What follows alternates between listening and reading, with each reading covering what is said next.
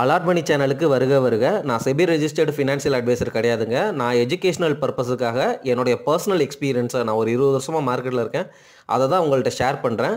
நீங்கள் எந்த முடிவு எடுக்கிறதா இருந்தாலும் உங்கள் நிதி ஆலோசகரை அணுகி அதுக்கப்புறம் பணத்தை போடுறதை பற்றி முடிவு பண்ணுங்கள். நன்றி. அலாட் மணி சேனலுக்கு வருக வருக. இந்த சேனலுக்கு இன்னும் நீங்கள் சப்ஸ்கிரைப் பண்ணலைன்னா தயவு செஞ்சு சப்ஸ்கிரைப் பண்ணிக்கோங்க. பெல் பட்டனையும் கிளிக் பண்ணிக்கோங்க.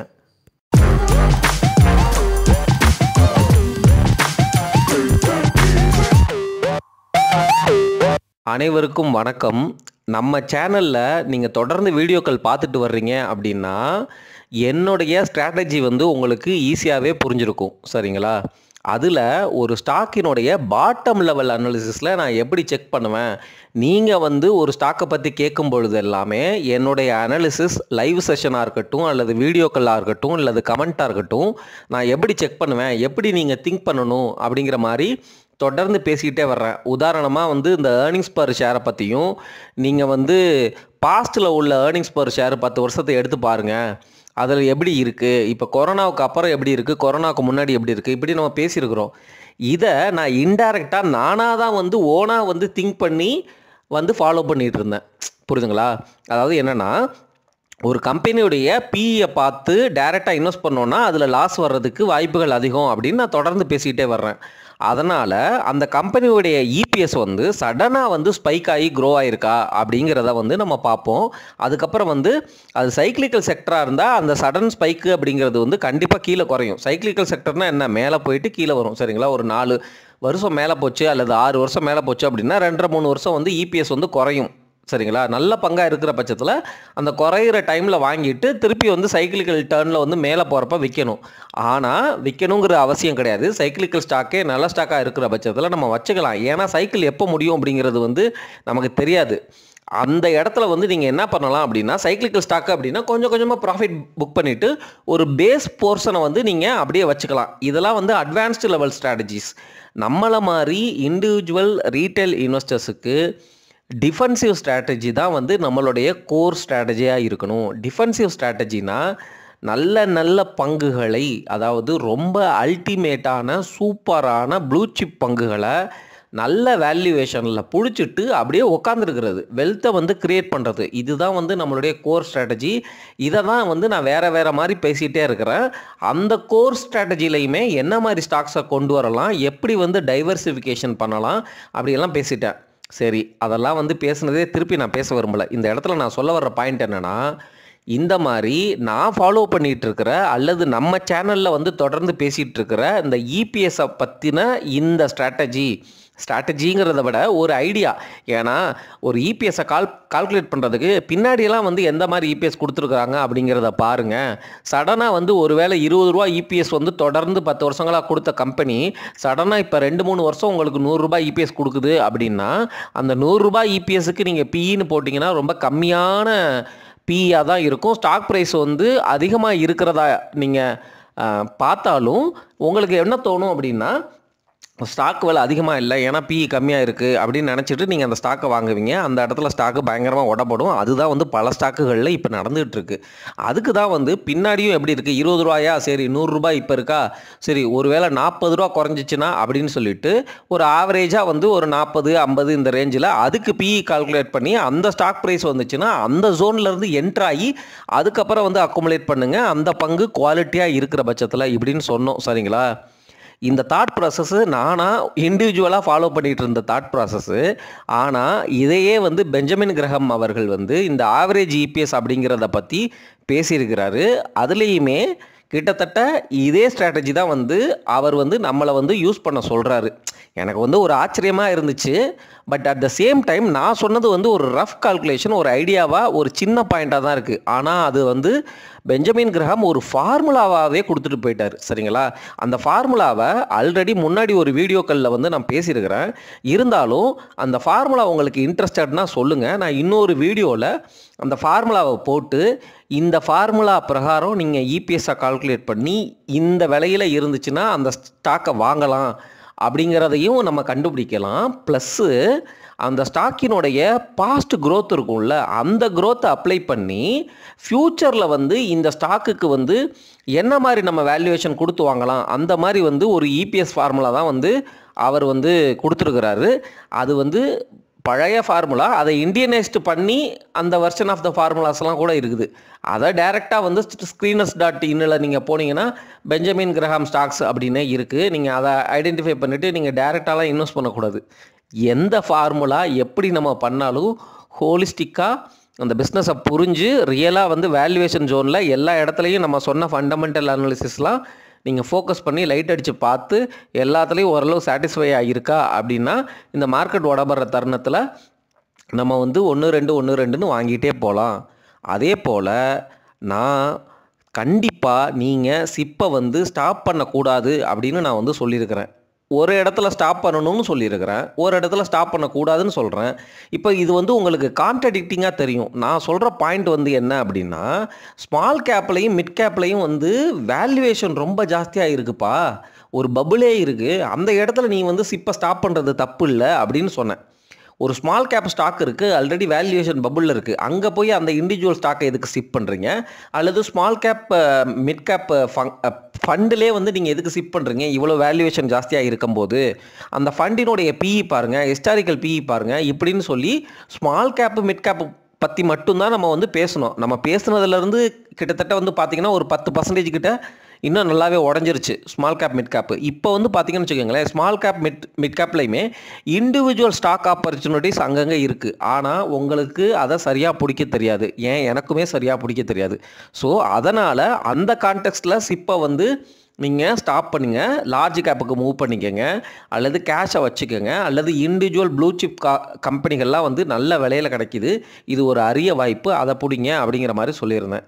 அட் த சேம் டைம் நீங்கள் இன்னொரு ஸ்ட்ராட்டஜி பிரகாரம் நிஃப்டி 50லையும் நிஃப்டி நெக்ஸ்ட் 50லையும் நீங்கள் வந்து சிப் பண்ணிகிட்டு இருக்கிற நபர்னு வச்சுக்கோங்க.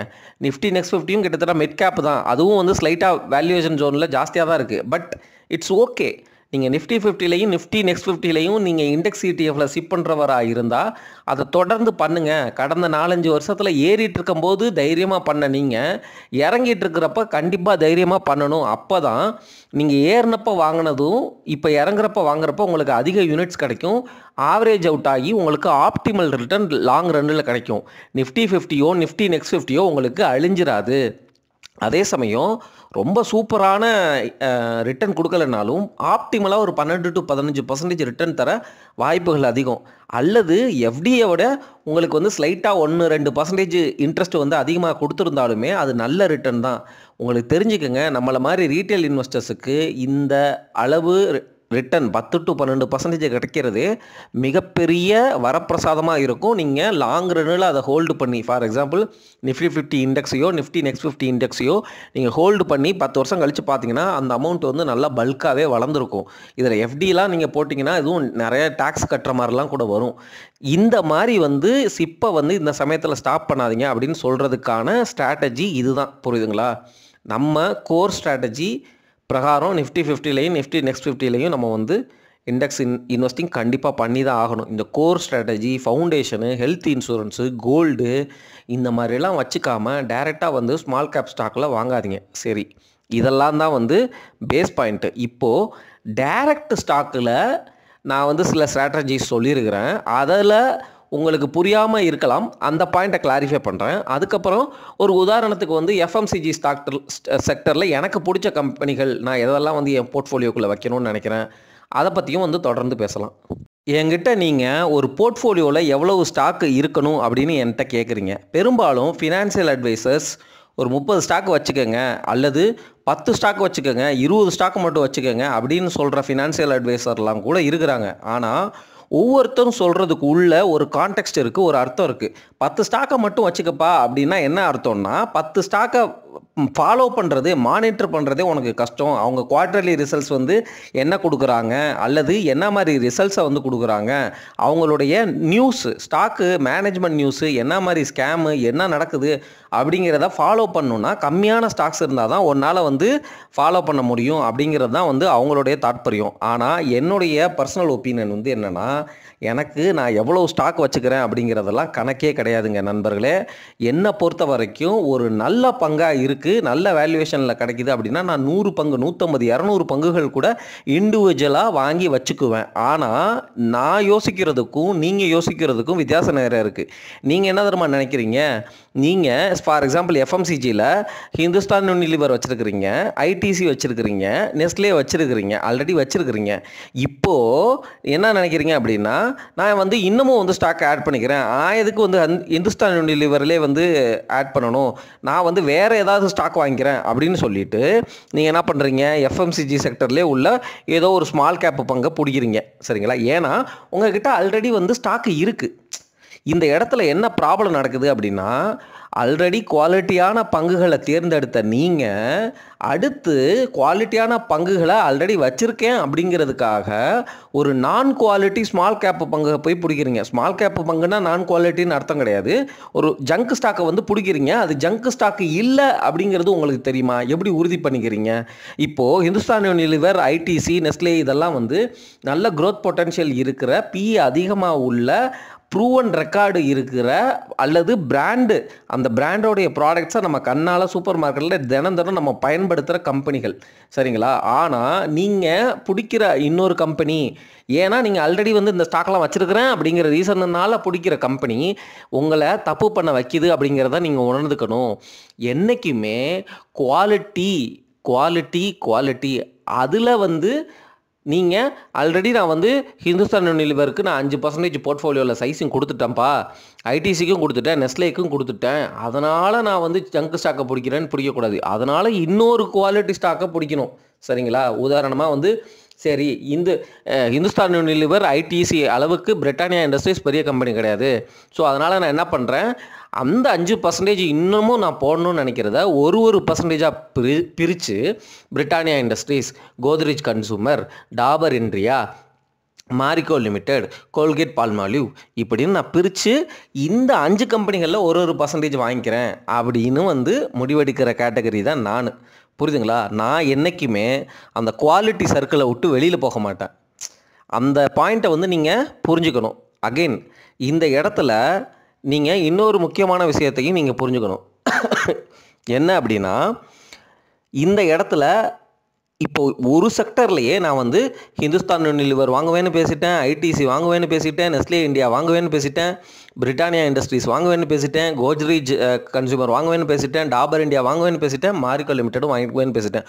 ஒரு செக்டருக்கே இத்தனை கம்பெனி வாங்கிட்டேடா, எப்படி மானிட்டர் பண்ணுவ அப்படின்னு கேட்குறீங்க. என்னை பொறுத்த வரைக்கும் இந்த கம்பெனிகள் எல்லாமே ப்ரூவன் ட்ராக் ரெக்கார்டு இருக்கிற 10 வருஷத்துக்கு மேலே ரிசல்ட் கொடுத்த நல்ல மார்க்கெட்டில் பிராண்ட் நேம் உள்ள நல்ல கம்பெனிகள். சரிங்களா? இந்த கம்பெனியை என்னை பொறுத்த வரைக்கும் நான் பை அண்ட் ஃபர்கெட் ஸ்ட்ராட்டஜி கூட அடாப்ட் பண்ணுவேன் இந்த கம்பெனிகளுக்கெல்லாம்.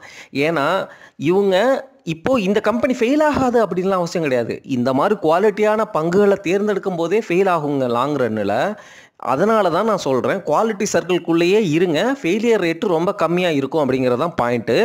இந்த மாதிரி பிராண்டட், ரெப்யூட்டட், டாப் மோஸ்ட் கம்பெனிஸை நம்ம எடுத்து போர்ட்ஃபோலியோவில் வைக்கும் பொழுது பெரும்பாலும் வர்ற நியூஸ் எல்லாமே ஸ்பெக்குலேஷன் நியூஸாக தான் இருக்கும். உதாரணமாக கொரோனா டைமில் ஐடிசி மட்டும் எந்திரிக்கவே இல்லை, யாருமே வாங்கவே இல்லை. ஆவுனா இஎஸ்ஜி, அது ஒரு சிகரெட் கம்பெனி, அப்படி இப்படின்னு சொல்லி மார்கன் ஸ்டான்லி எம்எஸ்சிஐ இண்டெக்ஸில் வந்து தூக்க போகிறாங்க. ஊயின்னு இல்லை, இது ஐடிசி எம்எஸ்சிஐ இண்டெக்ஸில் இருக்குதா இல்லைன்னு எனக்கு தெரியாது. பட் நான் சொல்கிறேன், ஒரு உதாரணத்துக்கு சொல்கிறேன், ஏதாவது ஒரு ஸ்டோரியை வந்து கட்டி விட்டு அல்லது வந்து சிகரெட்டுக்கு வந்து டேக்ஸ் அதிகமாக போட போகிறாங்க அப்படின்லாம் ஏதாவது வந்து ஒரு ஸ்பெக்குலேஷன், அது உண்மையாக கூட இருக்கலாம். அதனால் வந்து ஷார்ட் டேர்மில் வந்து அந்த கம்பெனி வந்து படுத்து கிடக்கும் அல்லது டைம் கரெக்ஷன் இருக்கும். ஆனால் அந்த கம்பெனி கேஷ் ரிச்சு, புரியுதுங்களா? எவ்வளவு கேஷ் ரிச் உள்ள கம்பெனி. சிகரெட்டு பிஸ்னஸ்னாலே ஐடிசி காசு வந்து மின்ட் பண்ணுற கம்பெனி. சரிங்களா? பல வருஷங்களாக இருக்கிற கம்பெனி. பொட்டி கடைக்கு கூட ஐடிசினா என்னன்னு தெரியும். அவங்களுடைய டிஸ்ட்ரிபியூஷன் நெட்வொர்க் வந்து எவ்வளவு ஸ்ட்ராங்கு அப்படிங்கிறது வந்து எல்லாத்துக்கும் தெரியும். அந்த கம்பெனி, அதுவும் நிஃப்டி 50க்குள்ளே உள்ள கம்பெனி, 100 வருஷம் பழமையான கம்பெனி. ஒரு கம்பெனியை வந்து இவ்வளவு வருஷமாக, கிட்டத்தட்ட பல வருஷங்கள் நினைக்கிறேன், அந்த ஸ்டாக்கை வந்து அந்த கொரோனா டைமில் வந்து எந்திரிக்கவே இல்லை. 2-3 வருஷமாக வந்து அடிச்சே கிடந்துச்சு கீழே, யாருமே வாங்குறதுக்கு விருப்பப்படவே இல்லை. ஸோ அந்த இடத்துல நீங்கள் வந்து என்ன யோசிப்பீங்க அப்படின்னா, இது நல்ல பங்காக இருக்குது அப்படின்னு சொல்லிட்டு நீங்கள் போய் விற்கக்கூடாது. அதுதான் பிரச்சனை. புரியுதுங்களா? நம்ம என்ன பண்ணுவோம்னா வித்துருவோம். ஏன்னா வந்து மார்க்கெட்டில் வந்து நியூஸ் வந்து பேடாக இருக்குது அப்படிங்கிறதுக்காக. ஸோ இந்த மாதிரி பிராண்ட் நல்ல என்ன சொல்கிறது, நல்ல ஃபெமிலியரான ப்ரூவன் ட்ராக் ரெக்கார்டு உள்ள கம்பெனிஸை நம்ம போர்ட்ஃபோலியோக்குள்ளே கொண்டு வந்துட்டு, நீங்கள் வர்ற நியூஸ் வந்து அல்லது குவார்ட்டர்லி ரிசல்ட் ரொம்ப மோசமாகவே இருந்தாலும் என்னை பொறுத்த வரைக்கும் அந்த கம்பெனிகள் ரெக்கவர் ஆகிடுவாங்க. பெரும்பாலும் வர்ற நியூஸ் எல்லாம் ஸ்பெக்குலேட்டிவாக இருக்கும். ஃபண்டமெண்டல் சேஞ்சு அல்லது வந்து மிகப்பெரிய ஃப்ராடு, ஃபார் எக்ஸாம்பிள் சத்தியமில் நடந்த மாதிரி, அந்த மாதிரி நடக்கிறதுக்கு வாய்ப்புகள் இல்லாமல் இல்லை. அந்த வாய்ப்புக்காக நம்ம வந்து எடுக்கிற முடிவுகள் தவறாக தான் பெரும்பாலான டைமில் அமையும் அப்படின்னு சொல்கிறேன். ஸோ என்ன கேட்டிங்கன்னா, இந்த மாதிரி கம்பெனிகள் அந்த மாதிரி நியூஸ் வந்தால் கூட பேசாமல் விட்டுருங்க. போனாலும் போயிட்டு போகுது, போட்ட காசு போயிட்டு போகுது அப்படின்னு விட்டுறதே பெட்ரு. ஏன் அப்படின்னா, உங்களுக்கு வந்து தெரியாது அது வந்து சரியான தகவலா இல்லையான்னு சொல்லிட்டு. நம்ம விற்கிறப்ப வந்து பார்த்தீங்கன்னா சடனாக அது வந்து பொய்யான விஷயம் அப்படின்னு சொல்லிட்டு ஸ்டாக்கோடைய ப்ரைஸ் வந்து மேலே போயிடும்.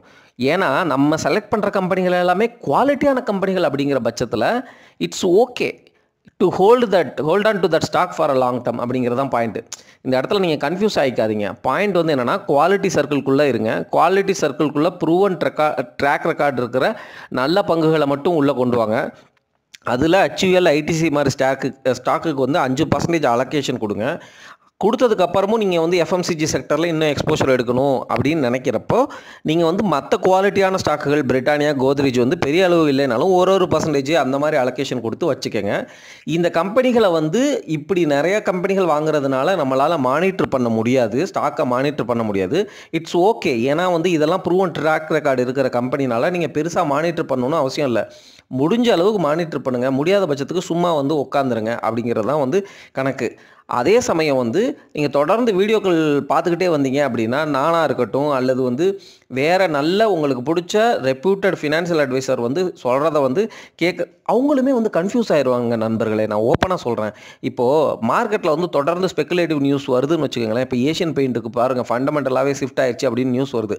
But in my opinion Asian paint வந்து கண்டிப்பாக வந்து மார்க்கெட் ஷேர் வேணால் ஒரு பர்சன்டேஜ் வந்து குறையலாமே தவிர, அவங்க வந்து இன்னமும் வந்து ஸ்டேபிளான பிஸ்னஸாக ரன் பண்ணிவிட்டு ஒரு டைம் கரெக்ஷன் கொடுத்துட்டு திருப்பியும் வந்து க்ரோத் ஆகி மேலே போவாங்க, ஸ்டாக் ப்ரைஸ் மேலே போவாங்க அப்படின்னு நான் கண்டிப்பாக நினைக்கிறேன். ஆனால் முன்னாடி இருந்த மாதிரி 5 வருஷத்துக்கு ஒரு தடவை டபுள் ஆகாமல் இருக்கும் ஸ்டாக் ப்ரைஸு. ஆனால் இப்போ வந்து என்னவாக இருக்கும், ஒரு 8 வருஷத்துக்கு டபுள் ஆகுமா இருக்கும். அந்த மாதிரி வந்து ஒரு பேட்டர்னில் வந்து மூவ் ஆகக்கூடிய ஒரு பங்காக தான் வந்து ஏஷியன் பெயிண்ட்ஸு எனக்கு தெரியுதுங்க. ஸோ த பாயிண்ட் வந்து என்ன அப்படின்னா, இந்த மாதிரி குவாலிட்டி சர்க்கிள்குள்ளே உள்ள பங்குகளை வித்தவுட் ஒரியிங் அபவுட் போர்ட்ஃபோலியோவில் எவ்வளோ ஸ்டாக் இருக்கலாம் அதை பற்றியெல்லாம் கேர் பண்ணிக்காமல் நல்ல பங்குகளை மட்டும் நல்ல வேல்யூவேஷனில் பிடிச்சி நீங்கள் உள்ளே வச்சுட்டு நீங்கள் மறந்து விட்ருங்க. ஏன்னா நல்ல குவாலிட்டியான பங்குகள், அந்த குவாலிட்டியான பங்குகளில் ஃபெயில் ஆனாலுமே நீங்கள் வந்து விட்ருங்க. பை அண்ட் ஃபர்கட் ஸ்ட்ராட்டஜிக்கு இந்த மாதிரி அடாப்ட் பண்ணுங்கள். அதுக்கப்புறம் வந்து நீங்கள் தொடர்ந்து வந்து வீடியோக்களை மட்டும் பாருங்கள், டெய்லி போர்ட்ஃபோலியோ செக் பண்ணாதீங்க. அந்த வீடியோக்களில் உங்களுக்கு ரொம்ப டூ மச்சாக ஃபண்டமெண்டல் ஷிஃப்ட் தெரியுது அப்படிங்கிற பட்சத்தில் மட்டும் வேணால் அந்த ஸ்டாக்கை விற்கலாம். ஆனால் பெரும்பாலும் நீங்கள் விற்கிறப்போ அது எடுக்கிற முடிவானது ஸ்பெக்குலேஷனில் வந்த முடிவாக இருக்கும். ஆப்பர்ச்சுனிட்டியை நீங்கள் மிஸ் பண்ணத மாதிரி அமைஞ்சிரும். அந்த விஷயத்தில் உஷாராக இருக்கணும் அப்படிங்கிறதுக்காக தான் நீங்கள் ஸ்டாக்கே விற்காதீங்க, பரவாயில்ல போனால் போயிட்டு போகுது அப்படின்னு சொல்கிறேன். நான் இப்போ பேசின பங்குகளில் ஒரே ஒரு பங்கை பற்றி மட்டும் பேசலை, அது என்னங்கிறத சொல்கிறேன். பட் அதுக்கு முன்னாடி இந்த ஸ்டாக் லிஸ்ட்டு நான் சொன்னேன் பார்த்தீங்களா, இந்த ஸ்டாக் லிஸ்ட்லேயுமே பிரிட்டானியா இண்டஸ்ட்ரீஸ், இந்த நெஸ்லே இந்தியா, இந்த மாதிரி கம்பெனிஸுக்கெல்லாம் வந்து நீங்கள் போய் அவங்களுடைய ரேஷியோஸு பாட்டம் லெவல் அனாலிசிஸ் பண்ணிங்க அப்படின்னா ஐடிசி அளவுக்கு வந்து ரிச்சாலாம் இருக்காது, புரியுதுங்களா? ஆனால் நெஸ்லே இந்தியாவுக்கெல்லாம் க்ரோத் பொட்டென்ஷியல் ஐடிசியோட ரொம்ப ஜாஸ்தி, சரிங்களா? அதில் வந்து இன்னமும் வந்து நீங்கள் ரொம்ப டிஃபென்சிவ் சேஃப்டியாக எடுக்கணும் அப்படின்னா இந்த வருண் பிவரேஜஸ் மாதிரி கம்பெனிஸ் எல்லாம் வந்து உள்ளே எடுத்துக்கவே கூடாது. ஏன் அப்படின்னா வருண் பிவரேஜஸ் நான் அப்சர்வ் பண்ண வரைக்குமே வந்து ரொம்ப வாலட்டாலிட்டி வந்து நான் பார்த்த மாதிரி ஞாபகம். இப்போ வந்து பார்த்தா பயங்கரமாக வந்து வேறு மாதிரி இருக்குது சார்ட் பேட்டர்னு. நான் உள்ளே போய் டேட்டாவெல்லாம் அனலைஸ் பண்ணி பார்த்தா ஒரு 4000 கோடி கடன் இருக்குது, 16,000 கோடி வந்து ரிசர்வாக வச்சுருக்கிறாங்க, அப்போ 10,000 கோடி கிட்ட காசு வச்சுருக்கிறாங்க அப்படிங்கிற மாதிரி காட்டுது. ஆனால் அவங்களுடைய ரேஷியோலாம் போய் பாருங்கள், குயிக் ரேஷியோ கரண்ட் ரேஷியோன்னு இருக்குது, அதெல்லாம் ரொம்ப கம்மியாக இருக்குது. சரி, இந்த ரேஷியோலாம் வந்து மற்ற கம்பெனிஸ் HUL ஐடிசிக்கு எப்படி இருக்குன்னு செக் பண்ணலாம் அப்படின்னு பார்த்தா ஐடிசிக்கெலாம் ரொம்ப சூப்பராக இருக்குது.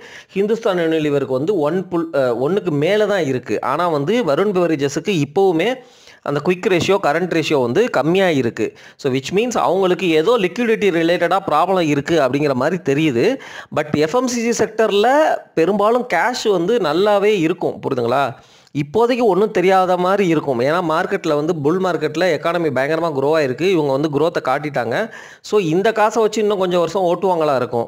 ஆனால் நம்ம நினைக்கிறது வந்து 20 வருஷம் அப்படிங்கிற லாங் டேர்ம் ஸ்ட்ராட்டஜி அப்படின்னு வரும்பொழுது நம்ம சொன்ன ஃபண்டமெண்டல் அனாலிசிஸில் இந்த குயிக் ரேஷியோ கரண்ட் ரேஷியோலாம் ஏன் வந்து கம்மியாக இருக்குது அப்படின்னு பார்க்குறப்போ எனக்கு வருண் பெவரேஜஸ் மேலே நம்பிக்கை வரல, புரியுதுங்களா? இது ஒரு காரணம்லாம் இல்லை. நான் பார்த்த வரைக்கும் வருண் பெவரேஜஸ் என்ன ப்ராடக்ட் வந்து அவங்கள ஓனாக மேனுஃபேக்சர் பண்ணி மார்க்கெட்டில் செல் பண்ணுறாங்க அப்படிங்கிறது புரியலை. என்னோடய இன்ஸ்டிங்க்ட் பிரகாரமே இந்த வருண் பெவரேஜஸ் இந்த ஒரு கம்பெனி மட்டும் எனக்கு பிடிக்கலைங்க. மற்ற கம்பெனிலாம் ஓகே தான், நான் சொன்ன மற்ற கம்பெனிஸ் எல்லாமே. ஆனால் இதே ப்ராப்ளம் வந்து நான் வந்து பிரிட்டானியா இண்டஸ்ட்ரீஸ்லேயும் கொஞ்சம் கடன் இருக்குது. நீங்கள் இந்த மாதிரி கடன் ரிலேட்டடாக வந்து இருக்கிற இப்போ பிரிட்டானியா இண்டஸ்ட்ரீஸ்லாம் நல்ல பிராண்டு, பிஸ்கட்னாலே பிரிட்டானியா குவாலிட்டி தரம் ரொம்ப வருஷமாக இருக்கிறாங்க. நம்மலாம் வந்து நான்லாம் 40 வயசுக்கு மேலே இருக்கிறேன். நான் குழந்தையாக இருக்கும்போது இருந்தே பிரிட்டானியா பிஸ்கட் சாப்பிட்டு தான் வளர்ந்துருக்குறோம். பட் இருந்தாலும் அவங்களுக்கும் வந்து ஒரு ஷேடு, ஒரு கிரே ஏரியா இருக்குது. அந்த கடன் அப்படிங்கிற கிரே ஏரியா இருக்குது. நீங்கள் அந்த மாதிரி கிரே ஏரியா கூட இருக்கிற ஸ்டாக்கை வந்து நான் இன்வெஸ்ட் பண்ணக்கூடாதுன்னு இருக்கிற இன்வெஸ்டர்ஸ்லாம் நிறையா இருக்கிறாங்க, புரியுதுங்களா? ரொம்ப சூப்பர் டிஃபென்சிவ் பெர்ஃபெக்ட் இன்வெஸ்டர்ஸ். அவங்களாம் வந்து எப்படின்னா பெர்ஃபெக்டான கம்பெனிஸை நான் கூட வந்து இந்த இந்துஸ்தான் யூனிலிவரை 40 பிக்கு கீழெல்லாம் போயிடுச்சுன்னா வந்து பிடிச்சிருவேன், வாங்கிடுவேன். ஆனால் அவங்களாம் வந்து எப்படி தெரியுமா, 20 பிக்கு கீழே நீ வந்தியா அப்போ தான் நான் வாங்குவேன் இந்துஸ்தான் யூனிலிவரை அப்படின்னு உட்காந்துட்டு இருக்கிற ரொம்ப அற்புதமான இன்வெஸ்டர்ஸ்லாம் இருப்பாங்க. அந்த மாதிரி இன்வெஸ்டராக நீங்கள் மாறுங்க அப்படிங்கிறது தான் வந்து என்னுடைய தாழ்மையான வேண்டுகோள். நீங்கள் ஃபஸ்ட்டு வந்து பண்ண வேண்டியது அந்த மாதிரி இன்வெஸ்டராக மாறுங்க. அந்த மாதிரி இன்வெஸ்டராக நான் மாறினா எப்பப்பா ஸ்டாக் வாங்குறது அப்படின்னு நீங்கள் கேட்பீங்க. உங்களுக்கும் வாய்ப்புகள் வரும். அந்த மாதிரி இன்வெஸ்டர்ஸ் காசை மட்டும் வச்சுக்கிட்டு அமைதியாக உட்காந்துருப்பாங்க. 12 வருஷத்துக்கு ஒரு தடவை மார்க்கெட் அந்த வாய்ப்பை கொடுக்கும். அப்போ இருக்கிற காசெல்லாம் எடுத்து டிப்ளாய் பண்ணுவாங்க, புரியுதுங்களா? பொறுத்தார் பூமி ஆழ்வார் அப்படிங்கிறது வந்து ரொம்ப ரொம்ப உண்மையான ஒரு பழமொழி தான். நீங்கள் வந்து இந்த மார்க்கெட்டில் நீங்கள் வந்து என்ன பண்ணணும் அப்படின்னா வேடிக்கை மட்டும் பார்க்கணும். நீங்கள் வந்து ஆனால் தொடர்ந்து நாலேஜை வளர்த்துக்கிட்டே இருக்கணும். மார்க்கெட்டில் என்ன நடக்குது, என்ன நியூஸ் போயிட்டுருக்கு அப்படிங்கிறது நாலேஜை வளர்த்துக்கிட்டே வரணும். 2025 மார்க்கெட் வந்து இன்னும் ஒரு 30% உடையணும்னு வேண்டிக்கங்க. இந்த வருஷம் ஃபுல்லாக உடஞ்சி அடுத்த வருஷத்துக்கும் வந்து அடுத்த வருஷம் அதுக்கு அடுத்த வருஷமும் வந்து அப்படியே படுத்தே கிடக்கணும்னு வேண்டிக்கங்க. காரணம் வந்து என்னென்னா இந்த 3 வருஷமும் உங்கள்கிட்ட வர்ற வருமானத்தில் எவ்வளவு ஃப்ரூகலாக இருந்து சேமித்து அந்த பணத்தை எல்லாம் வந்து வர்றப்போ மாத சம்பளம் வாங்குறப்போ இந்த ஸ்டாக் மார்க்கெட்டில் இன்வெஸ்ட் பண்ணணும் அப்படின்னு வந்து நினச்சிக்கோங்க. அதுக்கப்புறம் வந்து மார்க்கெட் கண்டிப்பாக மேலே தான் போகும். ஏன்னா இந்தியன் எக்கானமி வந்து ஃப்ளரிஷ் கண்டிப்பாக ஆகும். மேபி வந்து என்ன நினைக்கலாம் அப்படின்னா பொலிட்டிக்கல் சிச்சுவேஷனில் இன்னும் 3 வருஷம் கழித்து அதுக்கப்புறமும் ஆட்சி மாற்றம் கூட வரலாம். அந்த சமயத்தில் வந்து ஒரு ஜிட்டரியான எஃபெக்ட் கூட இருக்கலாம். ஆனால் வந்து புது கவர்மெண்ட் யார் ஃபார்ம் பண்ணாலும் ஓரளவு மெஜாரிட்டியில் அல்லது கொலிஷன் கவர்மெண்ட் ஃபார்ம் பண்ணாலுமே வந்து நம்மளுடைய பொலிட்டிக்கல் அந்த பாலிசி அப்படிங்கிறது வந்து சும்மா மேலோட்டமாக தான் அப்படி இருக்குமே தவிர end of the day government வந்து is run by IAS officers. அந்த சிஸ்டம் அந்த பாலிசி ஸ்லைட்டாக சேஞ்ச் ஆகும். இவங்க வந்து அப்படி அப்படின்னு சேஞ்ச் ஆகுமே ஒழிய அந்த டைரக்ஷன், அந்த இந்தியாவினுடைய க்ரோத் மேக்ரோ எக்கானமி டைரக்ஷன் மாறாது, புரியுதுங்களா? ஸோ அதனால் இந்தியாவுடைய லாங் டேர்ம் ஸ்டோரி நல்லா இன்டாக்டாக தான் இருக்குது. நம்ம வர்ற ஆப்பர்ச்சுனிட்டிஸை மிஸ் பண்ணிடவும் கூடாது. அட் த சேம் டைம் அதாவது குவாலிட்டி இல்லாத பங்குகளுக்கு அந்த இன்வெஸ்ட்மெண்ட்டுக்கு மட்டும் போகாத அந்த தவறுகளை குறைச்சாலே நம்ம வந்து நல்ல இன்வெஸ்டராக மாறிடலாம் அப்படின்னு சொல்லிட்டு ஆற்றுனதுக்கு என்னை மன்னிக்க வேண்டும் என்று சொல்லி இந்த வீடியோவை இதோட முடிச்சுக்கிறேன். நான் பேச வந்த பாயிண்ட்டு வேறு என்னமோ வேறு மாதிரி பேசி இந்த வீடியோவை முடிச்சிருக்கிறேன்.